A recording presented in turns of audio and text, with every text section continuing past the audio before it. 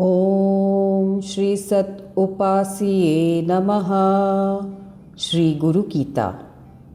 पार्वती देवी ने पूछा कि परमेश्वर शिव ने किसे नमस्कार किया। श्लोक 13। दृष्ट्वैतत्कर्म विपुलम् आश्चर्यं प्रतिभाति मे किमेतन्विजानेऽहं कृपया वद मे प्रभो। अनुवाद। जब मैं आपको नमस्कार करते हुए देखती हूँ तो यह मुझे अत्यंत विस्मयकारी प्रतीत होता है। मुझे आपको इस नमस्कार करने के कृत्य का कारण ज्ञात नहीं है। हे स्वामी, करुणावश कृपया इसकी व्याख्या करें। भावार्थ। महादेव वो है जिन्हें सभी देवों, दानवों और मनुष्यों द्वारा समान रूप से नमन किया जाता है। फिर महादेव किसे और किस कारण से नमस्कार करते हैं?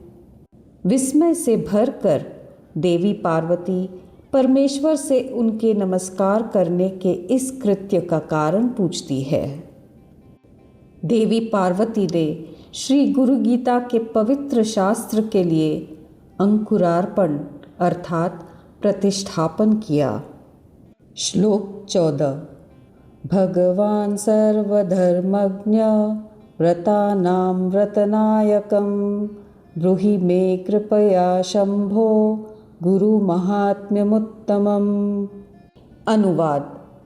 हे सर्वशक्त, हे समस्त धर्मों के ज्ञाता परमेश्वर, जो आनंद के मूल हैं, मुझ पर कृपा करें और करुणावश मुझे श्रेष्ठ सद्गुरु की महिमा के बारे में बताएं।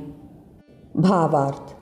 अन्य व्रत केवल वही फल प्रदान करते हैं जिसकी कामना की गई हो, परंतु श्री गुरु गीता शास्त्र सभी मनोकामनाओं को पूर्ण करता है। इस संसार में यह भोग और सौभाग्य प्रदान करता है और पुनर्जन्म से रहित मुक्ति प्रदान करता है। श्री गुरु गीता शास्त्र के अनुसार जब कोई गुरु की शरण लेता है तो अज्ञान दूर हो जाता है, आत्मज्ञान की प्राप्ति होती है और समस्त दुखों के अंतिम निवृत्ति होती है और अविनाशी आनंद प्राप्त होता है। इसलिए देवी पार्वती प्रार्थना करती है, हे शंभु, जो सभी के उत्थान के लिए पूजनीय हैं, मुझे गुरु की महिमा प्रकट करें जो व्रतों में सर्वोपरि हैं।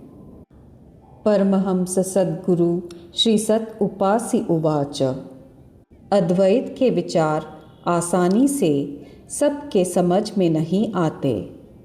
वो अलौकिक है। सांसारिक लोगों के लिए इसे इतनी आसानी से समझ पाना संभव नहीं है। वो बस अपने स्तर पर ही सोचते हैं।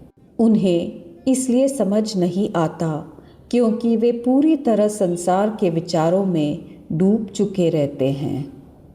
भक्त बनने के लिए पुण्य चाहिए, पूर्व जन्म के संस्कार भी चाहिए, नहीं तो आश्रम में जाना, गुरु का प्राप्त होना, सत्संग प्राप्त होना संभव नहीं है। हजारों मील दूर से भक्त आश्रम आ रहे हैं, लेकिन यहीं से एक फरलांग दूरी पर कितने गांव हैं, वे सब क्यों नहीं आ रहे? विद्यावान, बुद्धिवान, प्रतिभावान सभी आ रहे हैं। अमीर, गरीब सब आ रहे हैं। क्यों आते हैं? विद्या और आध्यात्म के बीच कोई संबंध नहीं है। छोटे उम्र के बच्चे यहाँ आकर जिस भक्ति से सेवा कर रहे हैं, यह कोई साधारण बात नहीं है। इतनी तेज़ी से आगे बढ़ता हुआ इस संसार में विपरीत परिस्थितियाँ रहने वाली इस कलयुग में अद्वैत तत्व से आकर्षित होकर वे सब आ रहे हैं। उसका कारण है भक्ति, श्रद्धा, पुण्य और संस्कार। सांसारिक लोग इन्हें देखकर सोचते हैं कि इन्हें क्या पागलपन छाया है, इनमें क्या बुद्धि है या नहीं, कितने मूर्ख हैं, लेकिन ये बात नहीं जानते कि वे ही असली मूर्ख है।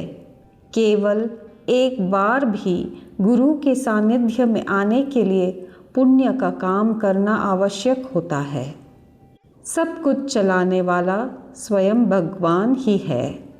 गुरु सानिध्य संग अगर भाग्य में है, या तो गुरु तुम्हारे पास आ जाता है, या फिर जानते हुए न जानते हुए तुम ही गुरु के पास पहुंच जाते हो। हमें कुछ नहीं करना पड़ता, वो सर्वश्रेष्ठ परतत्व ही गुरु शिष्य को मिलाता है। यदि आप गुरु के सानिध्य में भक्ति भाव से जाते हैं, भक्ति से समर्पित रहते हैं, तो बाद में वो ही सब कुछ समझाता है। आपको उससे कुछ मांगने की आवश्यकता नहीं है, भगवान ही कृपा करता है। जब पेड़ पर फल पक जाता है, वो अपने आप डंठल से अलग होकर गिर जाता है। वैसे ही जब भक्त एक स्थिति पर पहुंचता है, तब उसे पेड़ के डंठल से जुड़े रहने की कोई आवश्यकता नहीं है। वो जब परिपक्व हो जाता है, उसके अंदर ही ज्ञान परमानंद प्राप्त करा देता है। वो ज्ञान परमानंद कहीं से भी पैसे देकर खरीदा नहीं जा सकता, वो सबके अंदर विद्यमान है। ओम श्री सत उपास्ये नमः।